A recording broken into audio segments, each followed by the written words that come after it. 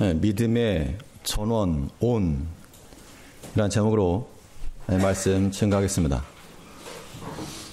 그래서 온이라고 하는 말은 켜다 그런 의미에서 온입니다. 반대는 오프가 되겠죠. 끄다. 그래서 믿음의 전원을 켜서 믿음을 밝히고 그 믿음의 힘으로 주의를 감당하자라고 하는 것이 오늘 본 말씀의 핵심 되겠습니다. 다들 아시겠지만 저희 집에 24개월짜리 성도님 한 분 계시는데 저녁에 불을 끄는 걸 굉장히 싫어합니다. 그래도 일단 자야 되니까 불을 끄고 자자 하고 누웠는데 갑자기 일어나가지고 어디론가 저벅저벅 걸어가더니 손에 뭘 하나 들고 와가지고 벽을 탁탁탁탁 4번 치더니 불이 켜졌습니다. 어디서 효자손을 하나 들고 와가지고 효자손을 들고 다닐 라인이 아닌데 이놈 뺏어가지고 제가 등 뒤로 감추고 다시 불을 끈 다음에 자자 강제로 눕혔습니다.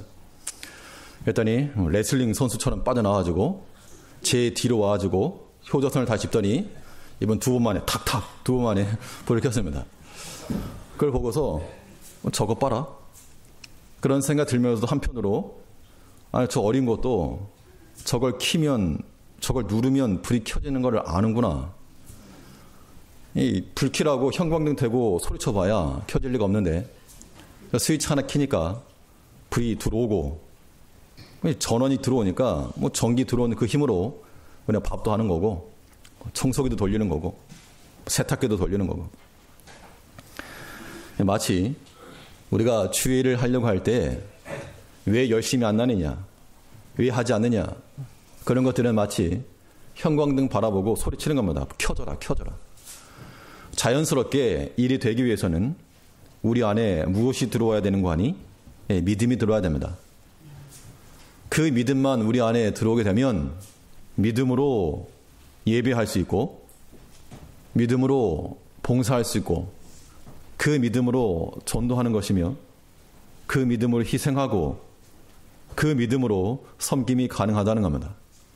믿음 들어올 수 있는 길은 다 차단해 놓고 우리가 활동 혹은 행하는 것만 하려 하면 제대로 될 리가 없다는 겁니다.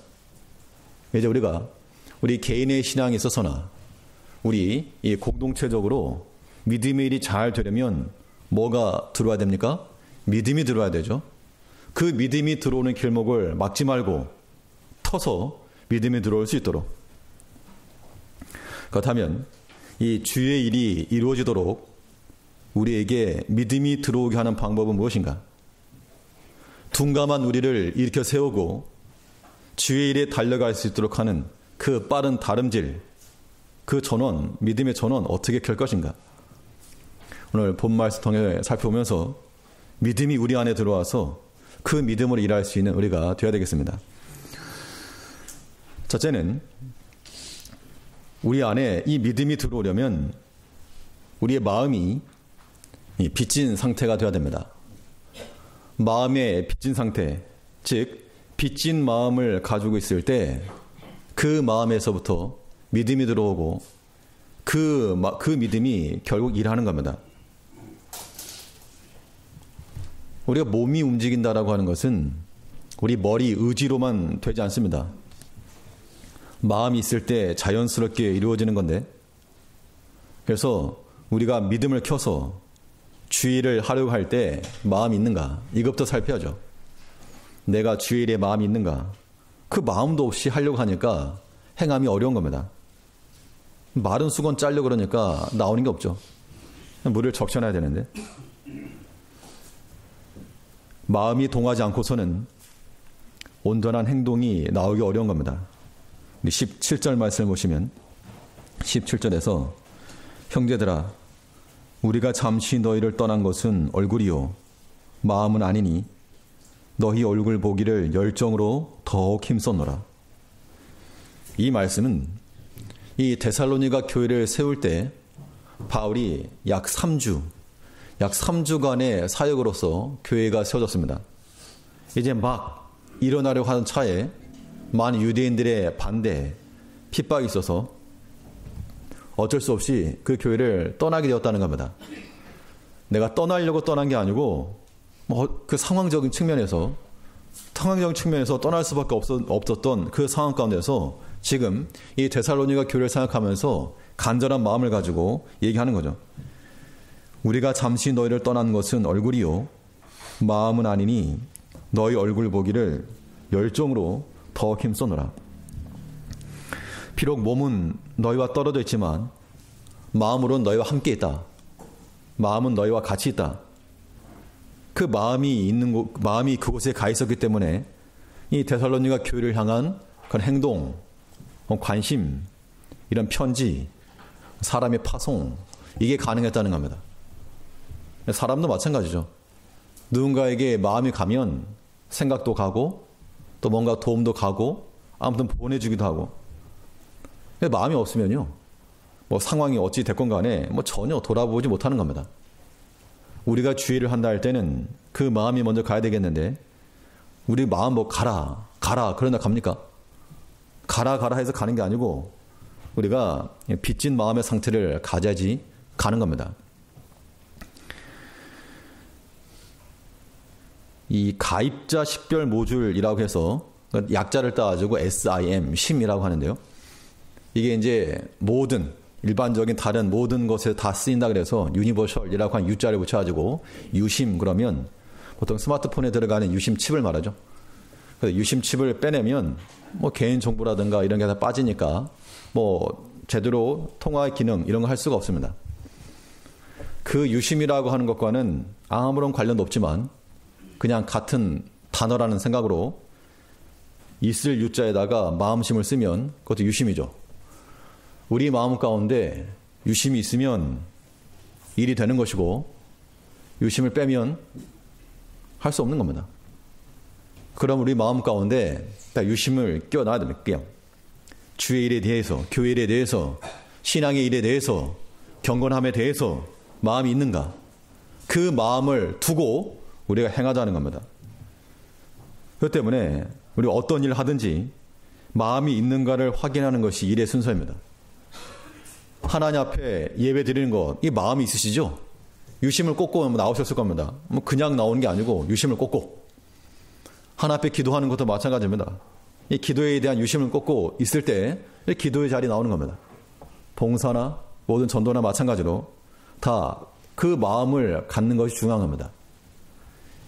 이것이 내게 유익한 것이고 내게 즐거운 것이고 이게 참 감사한 거라는 생각이 들면 누가 시키지 않아도 자연스럽게 하는 것인데, 이게 내게 부담이요, 어색하고 불편하고 이게 발목 잡는 거라 그렇게 생각하면 절대 못하는 겁니다.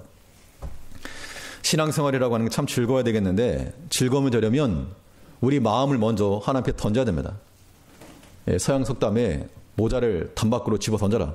밖으로 나가려면 방 안에서 나가야지 생각만 해도 안 나가는데 모자를 집어 던져 놓으니까 모자 주술라고 나간다는 겁니다. 우리가 우리 마음을 하나님께 먼저 던져야 됩니다.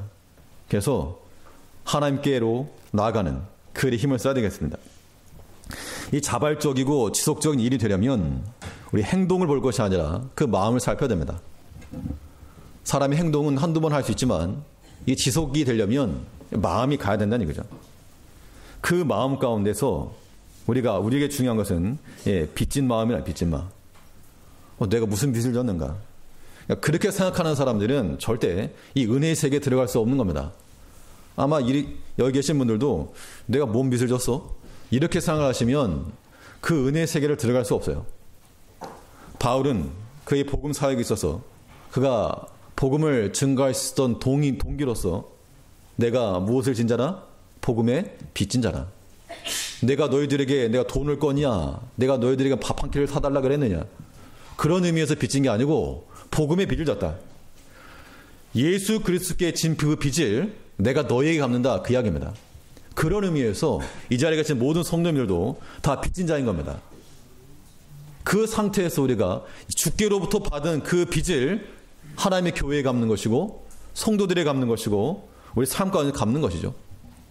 그 빚진 마음이라고 하는 것이 우리에게 있어야지만이 주를 섬긴다는 겁니다. 우리가 어려울 때 누군가 나를 도와주었다. 그러면 이게 참 고맙죠. 참 감사한 일이고 잊혀지지 않을 겁니다. 내가 지금 어려워서 도울 수 없지만 내가 나중에 형편이 좀 피면 내가 반드시 은혜를 갚겠노라. 그런 마음이 드는 것이 정상입니다. 성경에 보면 10명의 문둥병자가 있었는데 예수님께 다 고쳐졌습니다. 근데 그 가운데서 주님께 돌아와서 감사를 표했던 사람은 한 사람이에요. 한 사람. 사마리아 사람 한 사람. 그러니까 이것에 대해서도 빚진 마음이라고 하는 것이 이제 빚 그러니까 뭐 안 좋게 여겨질 수 있지만 은혜 받은 마음이죠. 은혜 받은 것을 기억하는 마음이죠. 그 은혜를 기억하고 생각하니까 다시 돌아올 수 있었다. 그 이야기입니다. 우리가 하나님께로부터 받은 은혜가 심히 큰데 그 은혜를 기억하는 우리가 되어야 됩니다. 오늘 본문에서 바울 사도가 하는 말이 데살로니가 교회를 향해서 내가 얼굴로는 떠나 있지만 마음은 아니다. 근데 여기서 이 말하는 이 마음이라고 하는 것이 그냥 마음이 아니고요. 인사치레스의 마음이 아니고 참으로 내가 너희를 아끼고 사랑하고 내가 너희와 함께하지 못해서 정말 안타깝고 빚진 자의 마음이다. 그걸 포함하고 있는 겁니다. 17절 다시 보시면 형제들아 우리가 잠시 너희를 떠난 것은 얼굴이요 마음은 아니니. 여기서 떠난 것은 이라고 하는 이 말 의미가 이 떠나 있다라고 하는 것이 너는 거기 있고 나는 여기 있다. 이런 거리를 의미하는 게 아닙니다. 이 단어가 의미하는 바는 그 부모를 잃었거나 생명을 잃었을 때 그 상실된 상태를 의미하는 겁니다.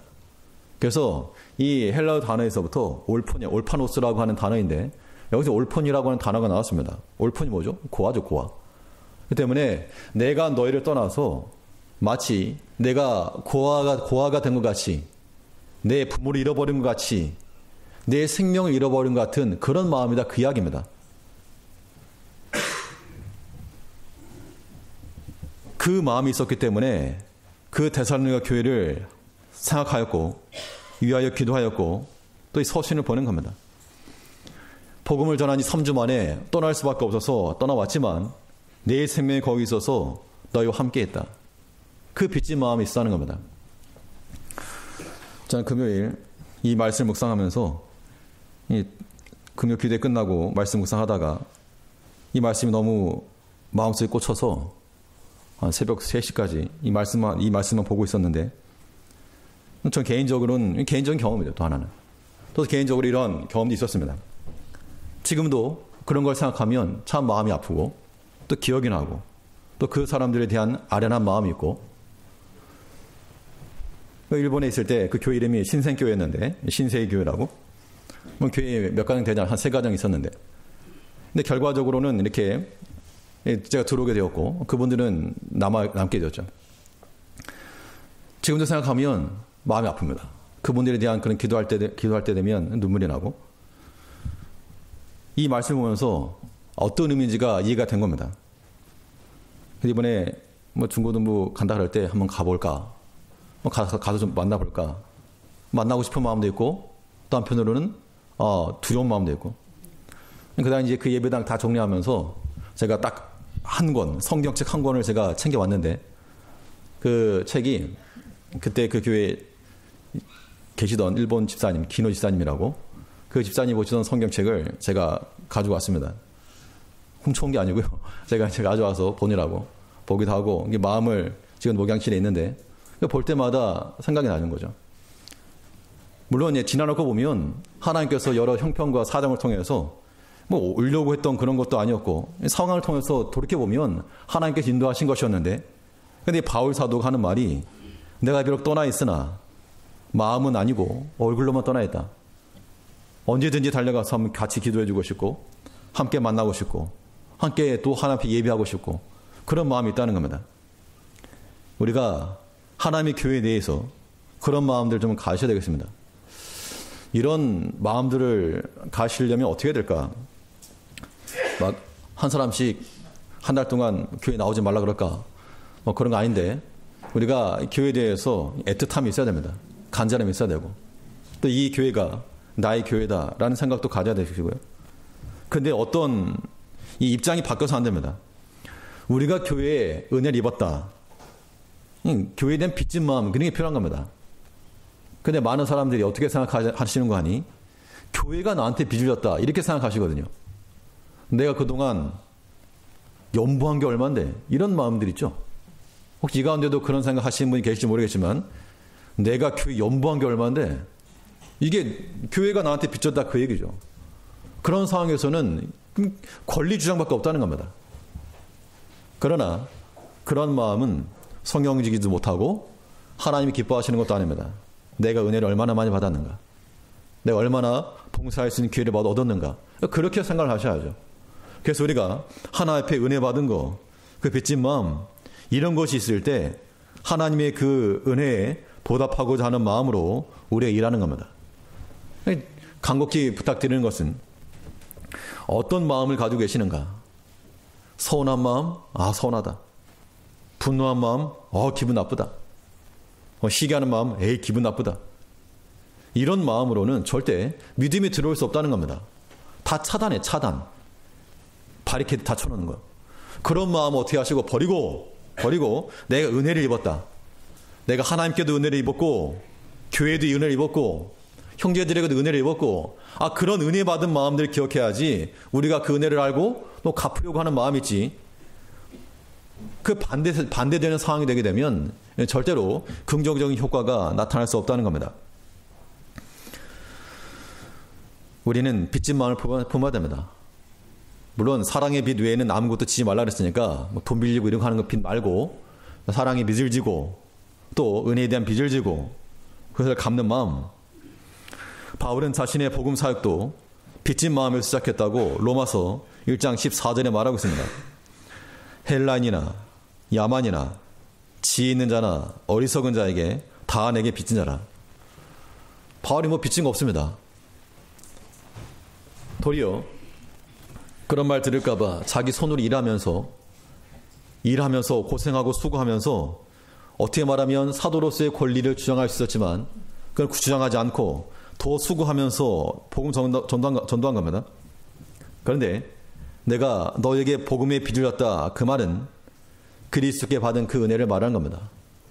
이제 우리가 하나님의 교회에서 봉사하신다 하실 때 다 하나님께 받은 그 빚 있으시죠? 복음의 빚. 우리가 생명을 구원받지 않았습니까?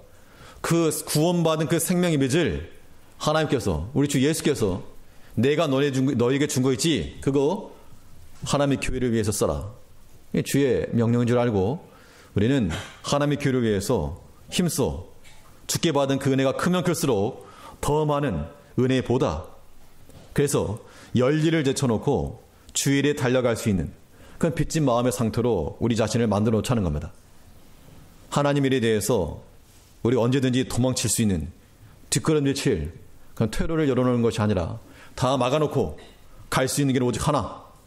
내가 걸어갈 수 있는 길은 오직 주께 받은 그 은혜의 길, 그 길 걸어가면서 은혜 갖겠노라. 그 믿음을 가지시고 그 은혜 받은 마음, 빚진 마음이 우리 마음속에 들어와서 모든 일들을 주 안에서 기쁨으로 자발적으로 능동적으로 감당해낼 수 있는 우리가 되어야 되겠습니다. 둘째로 이 주의 일이 이루어지도록 이 믿음이 들어오게 하는 방법이 무엇인가? 어떻게 이 믿음의 전원을 켤 것인가? 우리가 믿음의 일을 할 수 있는 때가 언제인 거 아니? 하나님의 뜻을 파악이 될 때, 하나님의 뜻이 파악이 될 때, 그때는 우리가 행동할 수 있습니다.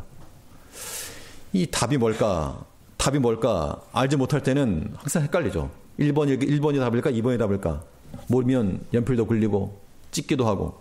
그런데 어느 순간 어느 한 단서를 가지고 이거구나 라고 하는 것이 파악이 되면 일말의 망설임도 없이 선택할 수가 있는 겁니다. 우리가 어떤 우리 주변에서 일어나는 사건, 모든 일에 대해서 이게 그냥 일어났다, 일단 재수가 없다 보니 이런 일이 일어났다가 아니라 이 일을 통해서 하나님께서 뭔가 일을 이루신다, 하나님의 감춰진 뜻이 있다 라고 하는 것이 파악이 될 때는 이거 하나님 뜻이구나 라고 하는 것이 우리 가운데 인지가 될 때는 행동할 수 있다는 겁니다. 마치 이런 거죠. 일을 하고 있다가 약속이 하나 있었는데 까마득히 잊고 있다가 갑자기 떠오른 겁니다. 아, 맞다. 누구 만나기로 했지? 뭐 하기로 했지? 그 약속이 떠오르면 하던 일 멈추고 나가죠. 마치 그와 같아가지고 우리가 우리 일 가운데서 하나님이 기뻐하시는 뜻이다. 하나님이 기뻐하시는 것이다 라고 하는 것을 알면서도 안 하실 분들은 굉장히 담대한 분이십니다. 하나님이 내게 원하시는구나. 이게 하나님 뜻이구나. 라고 하는 것을 우리가 명확히 깨달으면 그걸 한다는 겁니다. 믿음 있는 사람의 정상적인 반응이에요. 우리는 하나님의 선하신 뜻을 분별해야 되고 또 그것에 깨달음을 얻어야 됩니다. 그래야지만이 우리 행동이 이어지는 겁니다. 하나님의 뜻을 이해하고자 할 때 부싯돌과 같이 믿음이 필요한 겁니다. 그래서 우리는 하나님의 뜻을 파악한다고 할 때는 그냥 이해하는 정도가 아니라 적극적으로 이해하는 겁니다. 파악하는 건데 표면적인 것으로만 하나님의 뜻을 찾으려고 해서 안 됩니다. 육신의 눈과 이성적 판단은 현상적인 것으로만 판단하기 쉽기 때문에 그것만 바라보게 되면 절대 정상적인 바른 판단할 수가 없고, 근데 믿음의 안목을 가지고서 바라봐야 됩니다. 그럼 뭐가 보이는 거 아니? 그 이면의 것이 보이는 거예요. 이면의 것. 믿음으로 보지 않으면 이게 아무것도 아닌데 믿음으로 보게 되면 거기에 감춰진 하나님의 뜻이 있다는 겁니다. 참 신기한 거죠. 현미경을 통해 보거나 망원경을 통해서 보거나 그냥 눈으로 보면 안 보이는 것들도 그걸 갖다 대고 보니까 보인다는 겁니다. 마치 믿음이 그와 같아지고 하나님께서 우리를 얼마나 사랑하시는지 우리 주변에서 일어난 모든 사건들이 그냥 이루어지는 것이 아니고 하나님께서 우리를 향하여서 보내주시는 메시지라는 겁니다. 그것을 어떻게 볼 수 있다는 겁니까? 믿음을 가지고 보는, 믿음을 가지고 그 길이 보일 때 하나님 참 나를 사랑하시는구나. 그래서 이런 일을 당하게 하시는구나. 그런 것이 깨달아지게 되면 얼마든지 기쁜 마음으로 주의를 할 수 있다는 겁니다. 바울은 이 데살로니가 교회를 떠나게 된 사건에 대해서도 거기에 하나님 뜻이 있었다. 또 그가 이 데살로니가 교회로 다시 가고자 하는 그 일을 함에 있어서도 여기 하나님의 뜻이 있다 라고 말하고 있습니다. 그런데 18절 말씀 보시면 그러므로 나 바울은 한 번 두 번 너희에게 가고자 하였으나 사단이 우리를 막아도다. 이 말씀을 우리가 좀 깊이 생각하셔야 됩니다. 사탄이 길을 막아가지고 안 됐다. 그러면 하나님의 뜻을 이루어가야 되겠는데 사탄이 막았다. 그 이야기죠. 사탄이 좀 세네? 하나님보다 세네? 우리 그렇게 이해할 수 없는 겁니다. 그렇기 때문에 여기서 우리가 어떤 시각들을 가셔야 되는 거 아니? 길이 막혔다고 해서 포기하는 것도 아니고 길이 열렸다고 해서 가는 것도 아닙니다. 이거는 초보적인 단계. 그냥 겉 현상적인 것만 보게 되면 길이 막혔네? 안 가. 길이 열렸네? 가. 이렇게만 판단할 게 아니라는 겁니다. 그럼 어떻게 판단하셔야 되는 거 아니? 길이 막혔어도 하나님의 선하신 뜻이 어디 있는가를 살펴서 우리는 가고자 노력을 하는 것도 필요하고, 때는 길이 열렸을지라도 하나님의 선하신 뜻이 어딘가 이것을 통해서 우리의 발걸음을 멈출 줄 알아야 됩니다. 그리고 그 기준이 무엇인가? 기준이 하나님의 선하신 뜻이라 그랬거든요. 하나님을 기쁘시게 하시는 것인가? 나를 기쁘게 하는가? 우리 이걸 판단해야 됩니다. 이걸 판단하려면 자기 자신의 걸 내려놔야 됩니다. 쉽지 않죠.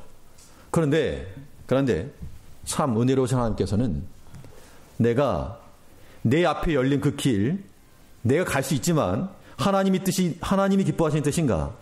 나를 위한 길인가? 판단해서 하나님의 뜻이 아니다 싶을 때 그 길을 멈추잖아요.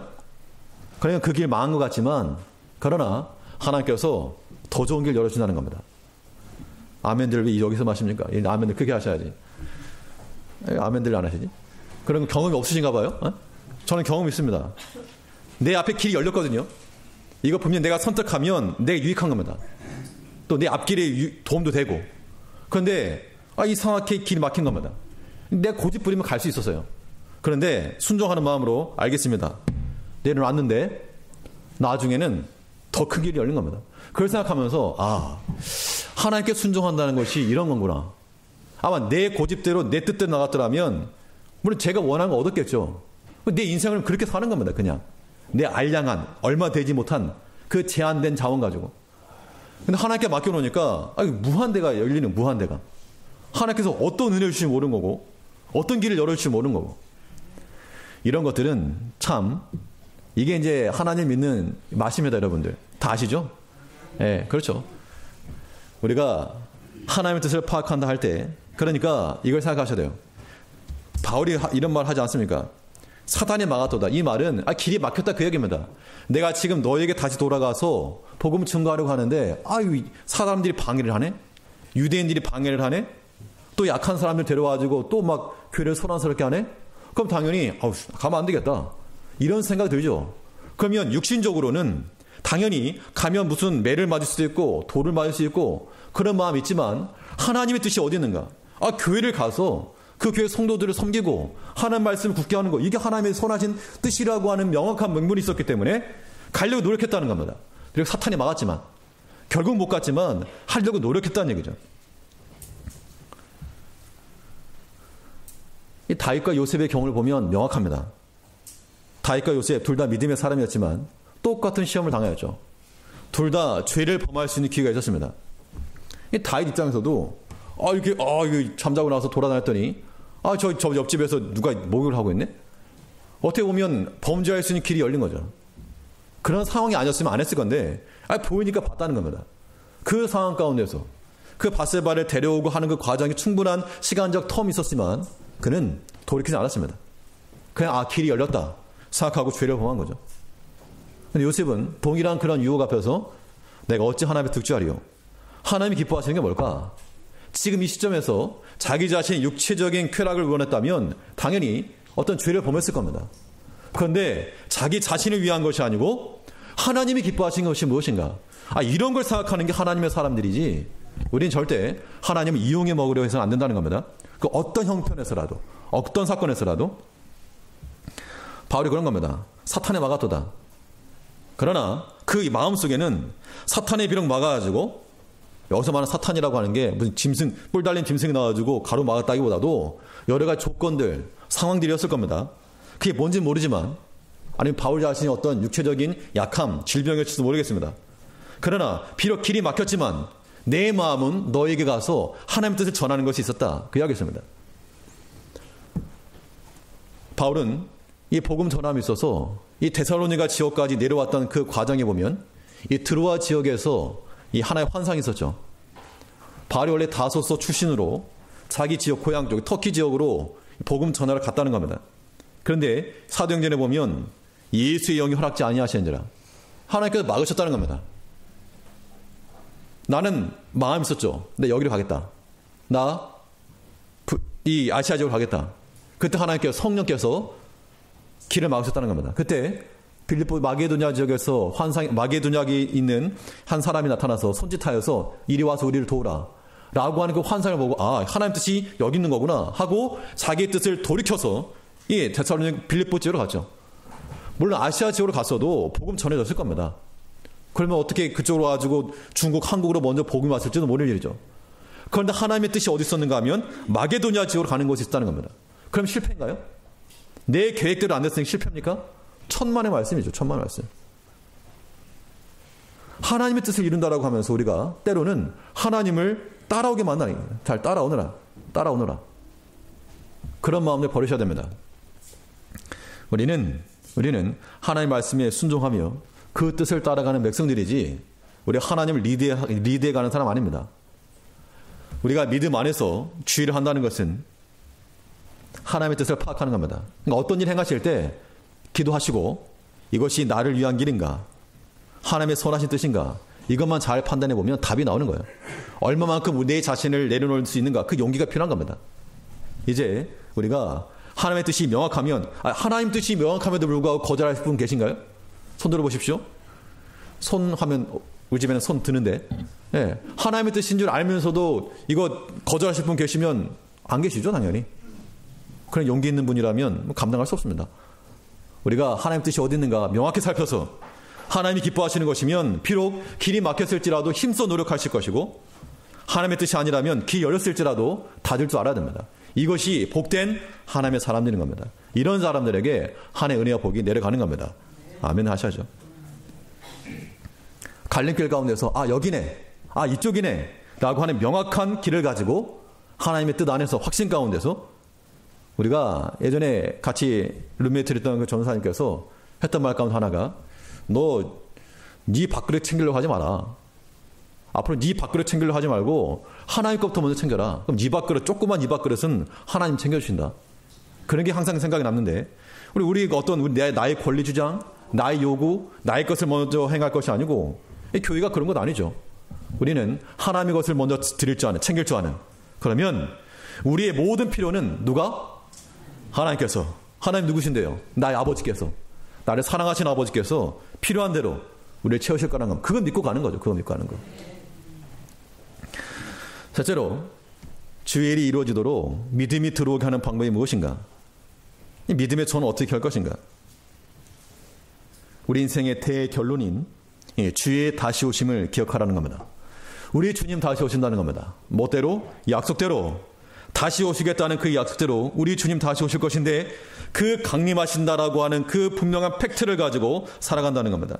오늘 본문에서 바울 사도가 하는 말이 내가 너희를 위하여 이렇게 관심을 가지고 너에게 나아가고자 애를 쓰고 사단이 비록 우리를 막았을지라도 나아가려고 하는 것은 너희가 우리의 기쁨이고 자랑인 이유는 바로 우리 주님 다시 오셨을 때 그때 너희로부터 칭찬, 너희를 통하여서 우리가 칭찬 얻을 것이기 때문이다 라고 말하고 있습니다. 우리 19절 말씀 보시면 우리의 소망이나 기쁨이나 자랑의 면류관이 무엇이냐? 그의 강림하실 때 우리 주 예수 앞에서 너희가 아니냐? 너희는 우리의 영광이요 기쁨이니라. 이 데살로니가 교회 성도를 향해서 말하기를 너희는 우리의 소망이요 기쁨이요 자랑의 면류관이라 했습니다. 이렇게 말할 수 있었던 이유가 무엇인가 하면 내가 비록 너희를 위해서 힘써 수고하고 애쓰고 나의 가진 모든 것을 다 허비하여서까지 드리지만 우리 주님 다시 오실 것을 내가 믿기에 너희를 위한 모든 수고는 헛된 것이 아니라 이건 나의 영광이요 자랑이요 기쁨이다라고 말하고 있다는 겁니다. 19절 다시 보시면 하반절에서 그의 강림하실 때 이 주의 재림에 관하여서는 두 가지 표현이 있는데 하나는 주의 날 그 때를 가리키는 날이라고 하는 의미가 있고 특히 강림 이 표현은 파루시아라고 하는 말은 실질적으로 누구 고위 관리가 찾아온다라고 하는 혹은 왕이 찾아온다라고 하는 그런 내용입니다. 그러면 우리가 이 주의 강림이라고 하는 대결론을 우리가 믿고 살아간다면 어떻게 살 것입니까? 당연히 인내하여 주의 일에 힘쓸 거라는 겁니다. 이것이 우리가 보통 서론 본론 결론 말하지 않습니까? 이게 전체적으로 통일성이 되려면 우리는 결론을 보고 서론과 본론을 끌어가죠. 서론과 본론과 결론이 달라버리면 이상한 겁니다. 우리 인생의 대결론은 우리 주님 다시 오신다는 겁니다. 이것이 우리 인생의 결론이면 우리 인생의 본론도 여기 맞춰가야 한다는 겁니다. 이거 아니면 이거 막장이 막장. 우리 인생을 그런 막장 드라마로 만들지 마시고 우리 주님 다시 오신다라고 하는 이 명확한 사실을 가지고 그때를 기다리면서 인내로 또 우리가 준비하며 살아가야 됩니다. 그 대신방 기간인데요. 신방 하다 보면 가끔 그런 말을 있습니다. 목사님 신방 자주 오세요. 그래야지 우리 집이 깨끗해집니다. 예, 저희 집도 마찬가지입니다. 신방을 자주 와야지 또 청소도 좀 하고 그다음에 묵혔던 때도 좀 빼고. 그러니까 집이 좀 지저분하신 분들은 신방 신청하세요. 갈 테니까. 우리 주님께서 다시 오신다 그러는데 신방 간다 그러는데 그냥 지저분한 상태 있으면 그건 예의가 아니죠. 물론 그래도 그래도 가겠지만 그건 예의가 아니죠. 우리 주님 다시 오신다 그러는데 너저분하게 살고 있는 겁니다. 그건 상당히 무리하다는 거. 하나님 보실 때 하나님이 기뻐하실 만한 걸 우리가 준비해 놓지도 못하고 그냥 여전히 죄에 범하는 거, 여전히 육에 속한 거, 세상적인 거 그런 것만 잔뜩 있는 거. 치우라는 거. 우리 주님 이 바울 사도는 그 복음 사역 가운데 있어서 한순간 이걸 놓치지 않았다는 겁니다. 우리 주님 다시 오실 때 이것이 내게 영광 될 것이라 라고 한 그 한 가지 붙들고 신앙생활을 했다는 겁니다. 이건 해라가 아닌 겁니다. 해라가 아닌 거죠. 예배 드려라, 기도에 참석해라, 봉사해라, 전도해라, 경건성하라, 하라가 아닌 거죠. 우리 주님 다시 오실 때 이것이 내게 영광이 되고 내 자랑이 되고 기쁨이 될 수 있도록 우리가 준비해 나간다는 겁니다. 그럼 예수님 다시 오신다는 것은 우리가 보지 못했지만 이따 치고 그럼 주님 다시 오시게 되면 어떤 일이 벌어지겠습니까? 우리 성경적 관점에서 의하면 우리 주님이 다시 오셨을 때 우리를 위해서 우리 행한 일을 따라서 상급을 주실 것이고 또한 우리 심판하실 것이라. 상급과 심판인데요. 오늘날은 이 상급과 심판에 대해서 부인하는 그런 사람들이 많이 있습니다. 특히 어떤 목사님들 가운데도 이 상급론 이런 것은 뭐 개혁주의의 쓰레기다 그렇게 말하는 사람도 있고, 또 심판 안 받는다 이런 사람도 있고. 얼마 전에 한 성도님께서 물어보기를, 아는 사람이 두 사람 있는데 이 심판을 받냐 안 받냐 가지고 싸웠답니다. 그래서 이 주님 오실 때 심판 받냐 안 받냐 싸우다가 대뜸 전화를 해가지고 심판 있어 없어 물어봤다는데, 예, 심판이 있겠습니까 없겠습니까?